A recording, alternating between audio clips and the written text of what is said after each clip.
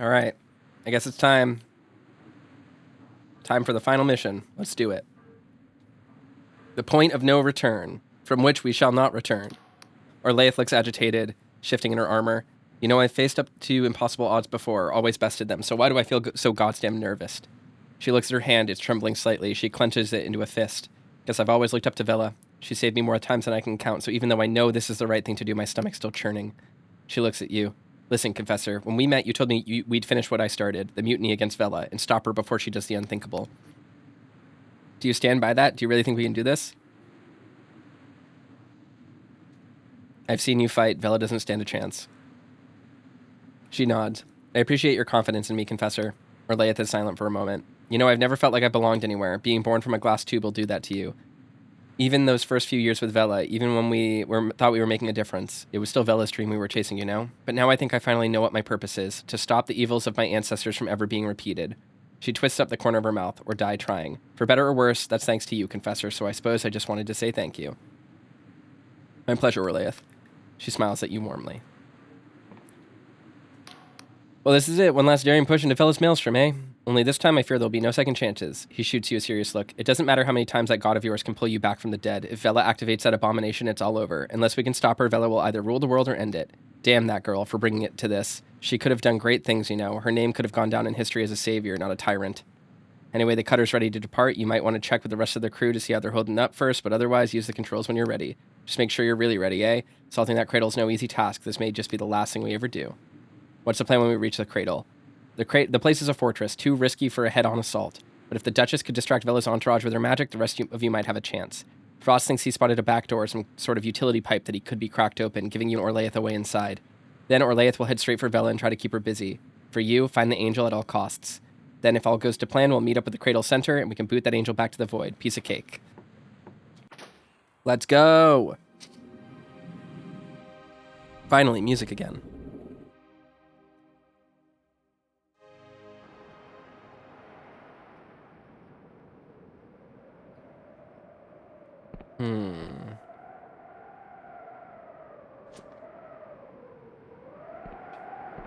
Alright, I don't really have anything to say to anyone. We're aboard the most important vessel ever constructed, surrounded by the Union Navy, on our way to face Vela Callous in her captive eldritch horror. She smiles. Careful, Confessor. Anything more dangerous and I might start having fun. Teehee. She's a real girl boss. Death Shrine. Alright, I think we just rush in.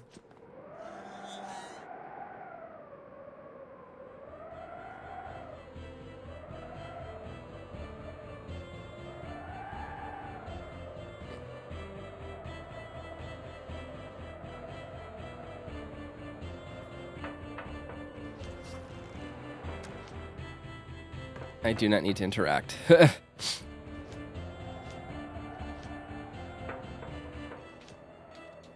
Frost is once again fiddling with his handheld door-breaking device, but this time he's visibly under stress. Confessor, you have arrived in the nick of time. Confound these obstinate Invarians. I'm attempting to halt this aeration turbine to afford our ingress, but it appears there's a fail-safe switch somewhere nearby, most likely in the platform beneath here. There's an elevator down nearby. Find the switch, shut it off, and you'll have your door. Behind you, there's a deafening shriek of offensive magic and a flash of blue light that briefly casts deep shadows across Frost's face. He looks worried. Quickly now, Confessor, let's not miss our cue.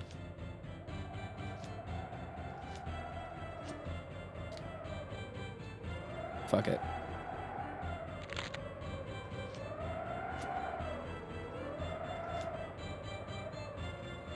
Goofy music.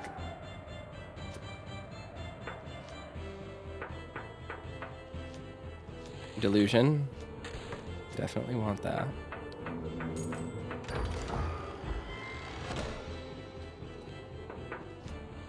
Kind of useless, but it's fine.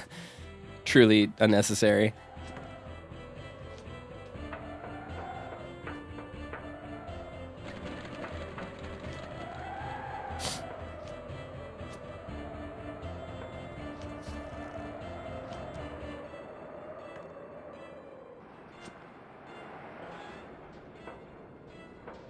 Boy, could that go any slower?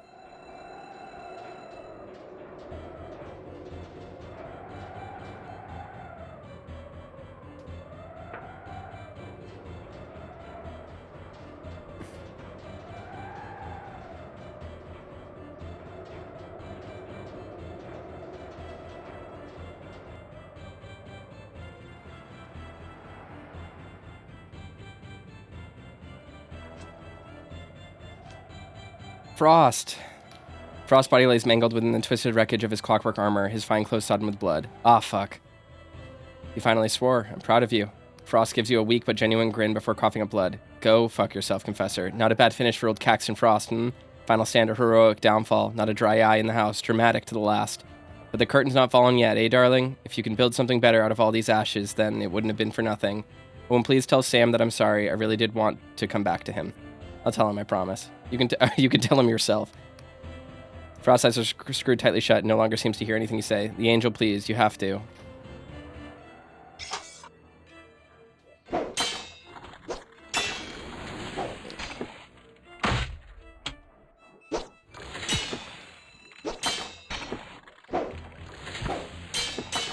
This is a super buggy weapon. It's just like straight up not working the way it's supposed to.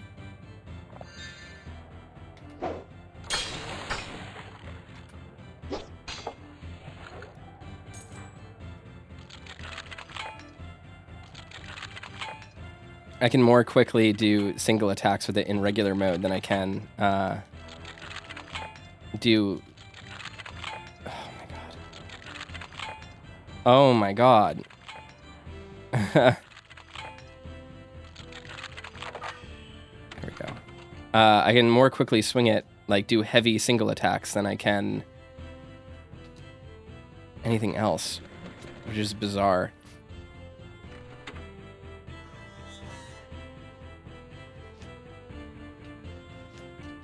I have great mobility.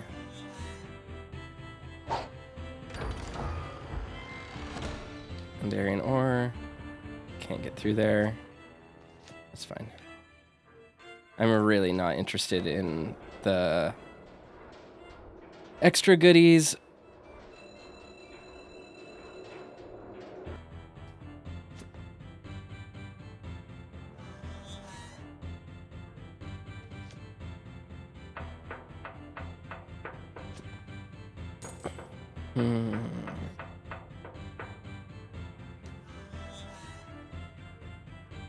I'm just trying to kind of methodically go through everything so we don't miss, like, important stuff, but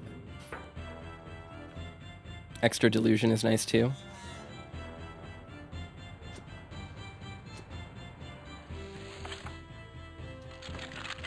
Oh my god.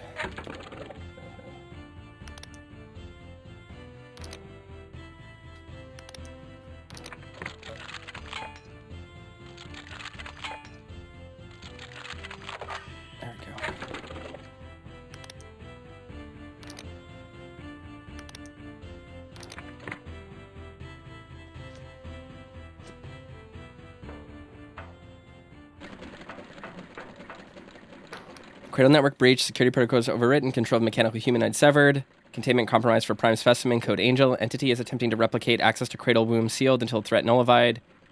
Class A citizens. All your citizens have been dead for hundreds of years. If you want to stop this angel spawn, I'm your only chance. Analyzing. Class A population count 0, B 0, C 0. Threat level critical. Without containment, prime specimen replication will trigger disaster event tier 0, destruction of reality. Yeah, we have to kill it. Prime specimen code angel is attempting to replicate. The resulting subspecimen code designation angel spawn is located in the power relay chamber. Capable of distorting reality. Use of force not advised. Overloading the power relay chamber may result in subspecimen's destruction without unnecessary conflict. Speaker should look for 4 override terminals. High technical skill required.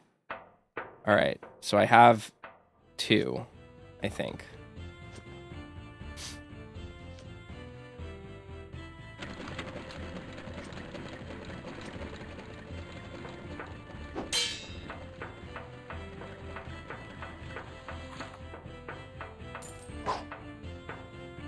Why? It's so weird. It just doesn't attack. Like, I'm tapping the button and I hear the attack sound, but the attack only comes out like every once in a while. Like, I just hit it. Like, can it only do strong attacks? I think so. I think I'm just best doing strong attacks. That's so weird. Variant ore. Does this go down or up? Let's bring me back down. Okay, I've been in this one then. I don't know. Maybe I haven't.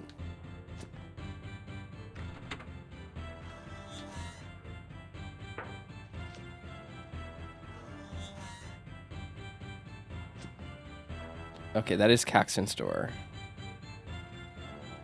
Ah. Quest updated Cradle Assault.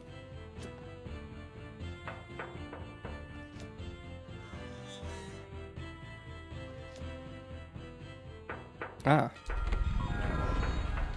Excellent.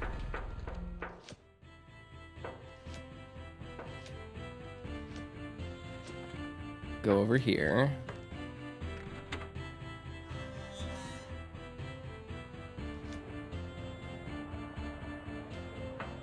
This was blocked before, so I think the Duchess has done her job.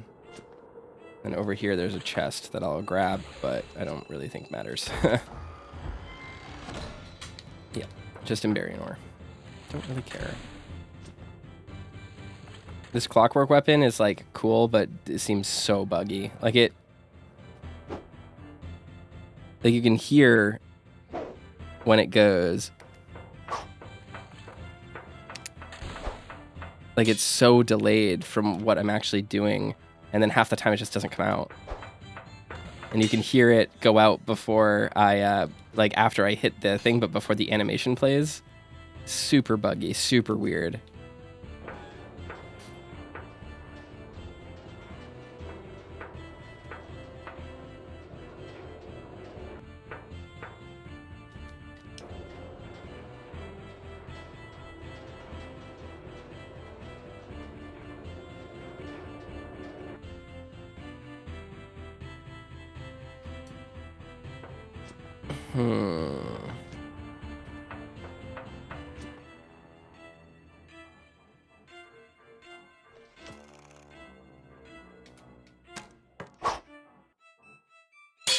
like, oh my god, it takes 4 swings to try and do that. I may as well just use it in this mode because it's so much better. It's so much more responsive.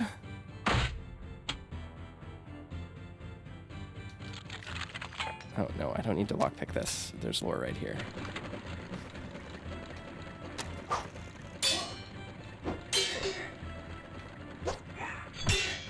Like, this is me holding the button down. Sometimes it does an attack, and then other times it does like 45 in a row. I don't...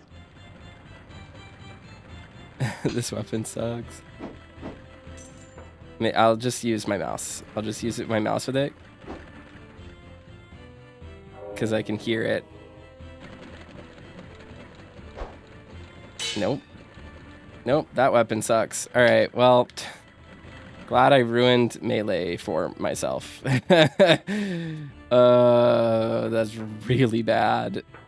It's just a terrible weapon. Just truly awful. That's really bad. Wow. I'm like genuinely a little bit stunned.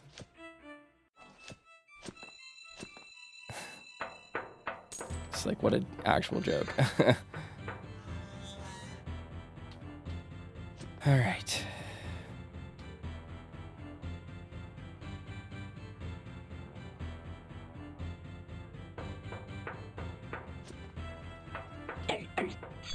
Oh. Oh, God.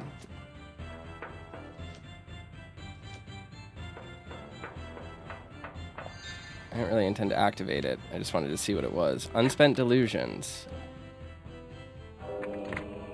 Charm is the most important.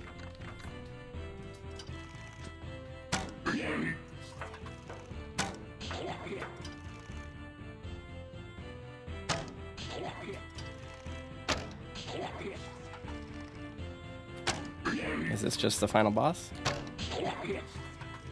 I mean, I'm sure maybe there's like another switch to flip that will kill it, but... yeah.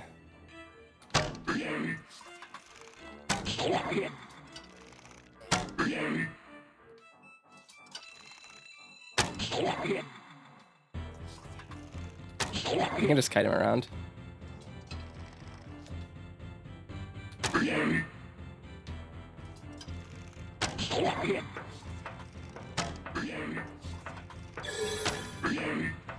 He healed himself? What?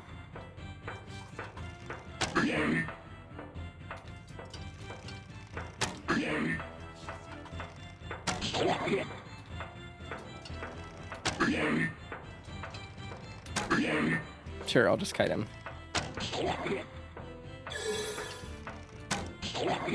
Okay. So that's not gonna work because I can't out DPS him.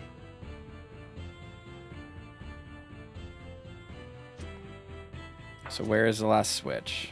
There are 4 switches that will kill the thing. One right there. I did not get whatever was here. So if I go down this way... There. Beep.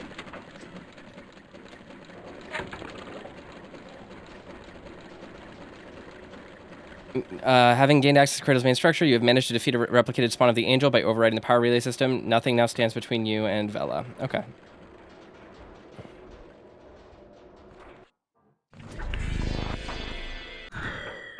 Neat.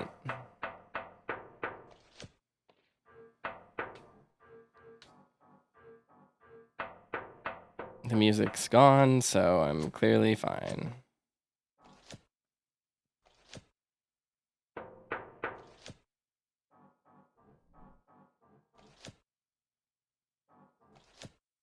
Okay, and now we just fight Vela again, I suppose, and we call it quits.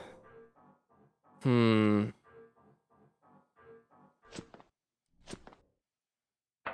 yeah.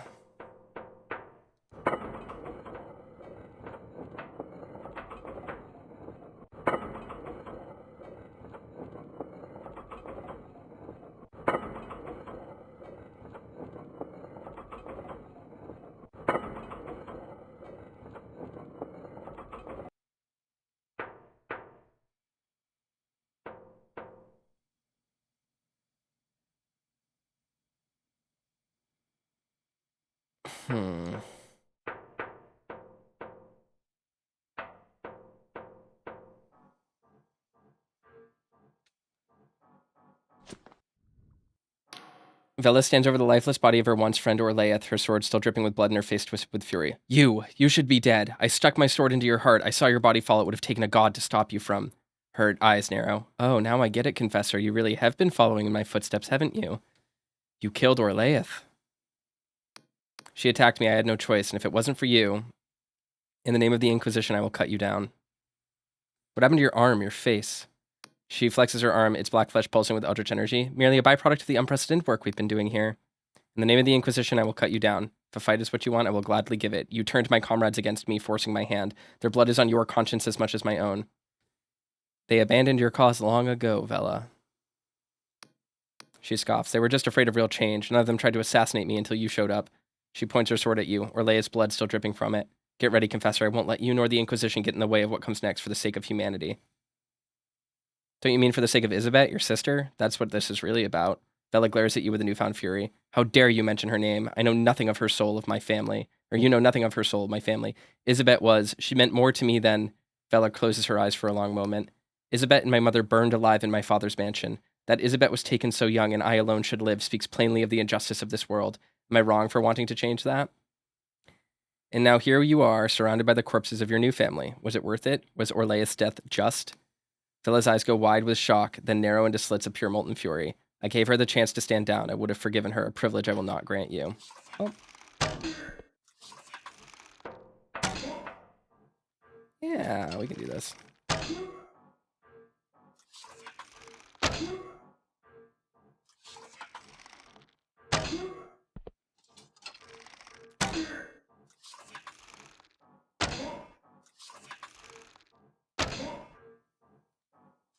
Efficiency. She seems to just walk towards me if I'm not running, so I can game her by walking faster than her. Alright, well, goodbye, Vela. Vela wheezes and coughs, blood dribbling from her lips. It seems I'm not the swordswoman I used to be. She grins weakly, showing teeth glazed in red. Guess it's up to you now, Confessor. The angel awaits. Just consider what I said. You could use it to save this broken world. What do we have here? It seems as though some wretched soul spat from the dank prison cell has somehow stumbled onto the most fateful moment in living memory. She grins. The angel watches you, stranger. To its incomprehensible mind, you are little more than an insect crawling on shit. And yet here, in this plane of existence, it has no power without one such as you. It is a thing born of the void. It can think and feel only in cipher and lacks the perspective of a mere mortal. To have agency in this place, it must merge with another. This creature defies foresight, stranger. In the threads of prophecy, this moment is an abyss through which I cannot see. For years I thought it was Vela who would stand at the precipice, but now I see that it is you. It is merely a roll of the dice. She smirks. Many in your position would claim sole responsibility for their successes. I'm glad you have the sense to see otherwise. These islands have long been the home of dreamers and fantasists. Their delusions have seeped into the fabric of the earth, waiting for one to reclaim them. The people here have hung their wishes on your shoulders, nothing more. But you should do well to remember that your power, all power, is borrowed. We are not but conduits. And now, whether by chance of skill, you wield more power than any before you. The last time this angel was roused, the whole world was destroyed. You could banish it, or you could merge with it and succeed where those before you failed. What will you do, I wonder? Well, it's now or never. Good luck, stranger, if there is such a thing. The lift is already here. Do I need to do anything? What does this do?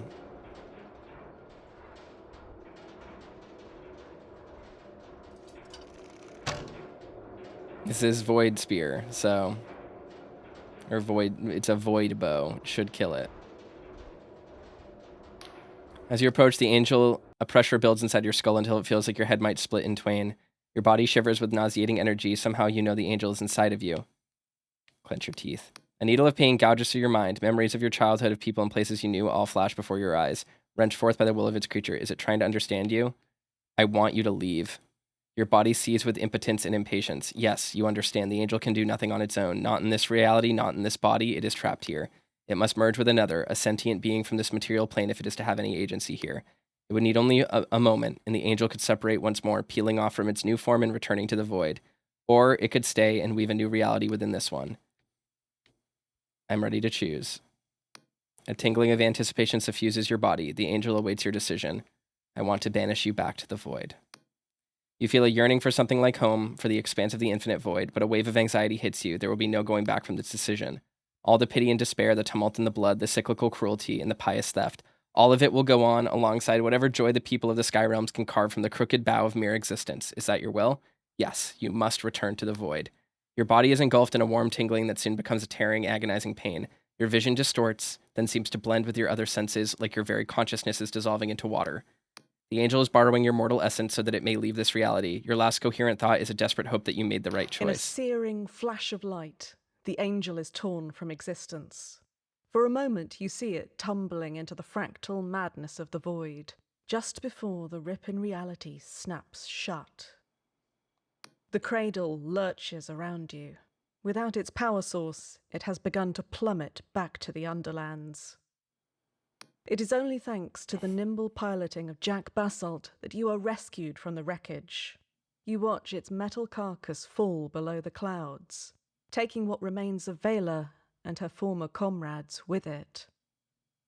You are silent on the journey back, thinking only of Orla, the Duchess, and Caxton Frost, for whom the cradle will forever be a tomb. With your penitence fulfilled, you are released from the Inquisition. Your subsequent clashes with authority see you falling in with the very mercenaries you once fought, the Dark Stars. It is not long before you gain respect, infamy, and even command, just like Vela before you. Some call you a tyrant, others a liberator. But one thing is certain, that all over the Sky Realms your name is known. Jack Basalt retires from mercenary work and spends the rest of his days drifting from tavern to tavern, drunkenly rambling of his bygone exploits. With time, the names of his former comrades are forgotten, and he is regarded as just another old fool. Frost never marries his lover, Samol. He remains a traitor in the eyes of his homeland. The Duchess, shredded and scattered to the winds, finds a strange new peace as a fractured witness to the secret life of the Underlands. The Emberian's armour lies, unrusting, at the base of the world, while her flesh returns to the soil. Their sacrifice is recorded on the jet-black memorial obelisk that stands in the gardens of the Citadel of Doubt in Riova. Thanks to your assistance, the Apostatic Union is able to purge the Wiccan covens from every corner of Hallowshire. The region enjoys a new era of stability and lawfulness, though despite many pleas for aid to the Union mainland, the famine drags on for several years. With you at the helm, the dark stars become a persistent thorn in the Union's side, cultivating a cutthroat criminal network under their noses. And in neighbouring Puel, the scry shroom harvest never quite recovers, with the village falling into destitution in the coming years. Hood, however, travels the sky realms, finding awe and adventure. By calming the Entombed One's rage, you ensured that the Queen of Silver will reign over the endless realm for many a century more, while her subjects rest safely in the quiet gloom of their mausoleums. And by aiding penitent Thor with her dilemma of sentient flesh, the Endless are able to remain self-sufficient. They continue to feast on meat that is, as far as anyone knows, lacking a mind of its own. Relations with the Apostatic Union continue to improve, and in time, the two neighbours are known as firm and fast allies, united in their godlessness. With your help, the Clockwork King is restored to sanity, and the amnesia of its citizens recedes. After some turmoil, Afra's reformists take charge and dismantle the old police state, presiding over a dawning optimism as people explore their new freedom to change. In the years that follow, it becomes increasingly difficult for outsiders to understand the kingdom. Monarch and subjects continually reshape each other in ever stranger feedback loops. While critics claim the populace have given up their humanity, still, the technological results and the happiness metrics speak for themselves. With Vela defeated, the chains that bound your mysterious benefactor shatter, freeing the entity at last. You never cross paths with it again. The High Confessor spends the rest of her days in an Inquisition cell, where the last of her resolve drains away. And as for Vela, What? now she lives only in history books and wicked rhymes to scare children. Interesting. This was an interesting game. I think the final act is pretty rough. I think that it really needs maybe another pass. It does not feel like this game is actually out of early access in almost any capacity. That being said, I really enjoyed the story. I like the characters. The final dialogue there was really weird. The way that she pronounced things like citadel to citadel is really weird. And same with like, or if Orlaith's name is actually Orla, then like maybe we should have known that. I don't know. Maybe that's just maybe it's like an Irish name and I'm just not familiar with it. But yeah, overall, I thought this game was pretty solid. It's definitely very like visually interesting and it has a really keen style and sensibility. I do think that its influences and its like the nuances of it are a little bit too, like, I think that the best area in this game is the Clockwork Kingdom without a doubt. I think the Clockwork Kingdom is the most interesting, most well fleshed out, most interwoven aspect of the game. Everywhere else is sort of a binary choice consistently, where like it's just like you go here, there's a god or not a god. What do you do with it? And like that's just kind of like boring. And like by the end, the quests are so bugged, and you're not getting the like rewards for them, so it feels really, I don't know, frustrating to play. ultimately the game is a lot smaller than it appears, which means a lot of your time is spent traversing really empty spaces, and it's not really an ambiently interesting experience after the first time you do it, because the game wants you to crisscross across so many things so many times, and you're constantly being asked to go back and forth. And the backtracking wouldn't normally be an issue, except for the fact that combat is kind of irrelevant. I just beat the final boss without like fighting anything the whole game. Like my combat experience in this game, I think I killed like probably under 100 enemies total, maybe under 200 if we're being generous. Like it just is weird. It's a weirdly balanced game. In that way, it feels very similar to a lot of the old games that it's trying to be like. And in that regard, it's very interesting. And I think that as an aesthetic experience, this is extraordinarily successful. I think as this game is compared often to Morrowind, and I do not think it is much like Morrowind. I think that it is a game that feels like it was inspired by Morrowind, and I think it feels like a game made by people who played Morrowind, but it doesn't really have any of the qualities that make Morrowind a really interesting game, and it's not nuanced enough or deep enough to really grapple with that. And I think especially that third act is really not great. And I think that especially with like Vela's fall to madness and like her like corrupted arm and stuff at the end, like it all feels like just like a cheap way to justify like getting rid of her. And of course I played my character like a god killer and like got like probably a pretty terrible ending, but that was also like on purpose. Like that's what I was role playing as, right? And even at the end when I wanted to try and see what would happen by siding with Vela because she convinced me, like it just became super clear that the game just wanted me to kill her. And like, I'm sure I could have passed those charm checks with ridiculous charm.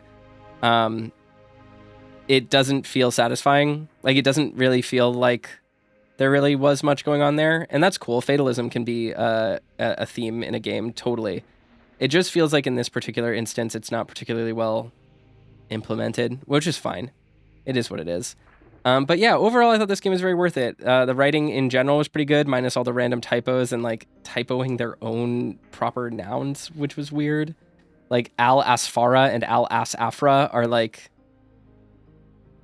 or an Al Asfra or whatever.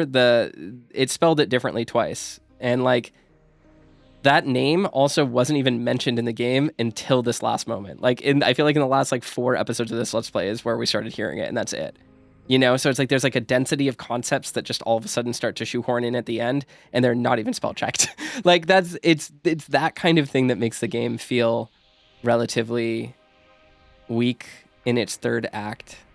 And it always felt like the game was about to get bigger and something interesting was about to happen, and then like the end is just kind of a mess of like jumbled, half-baked ideas and set pieces and broken quests and like a really boring flying system that really only opens up like extremely endgame stuff. Like it just doesn't seem that good. And that also gets to like charm and guile.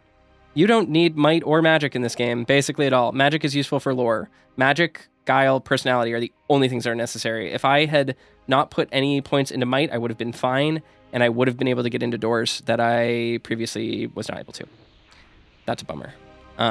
That could go for more balance because, frankly, there are so few strength-only doors, and there are so many ways in to most of the other places that, like, really the only thing blocking you most of the time is either not having...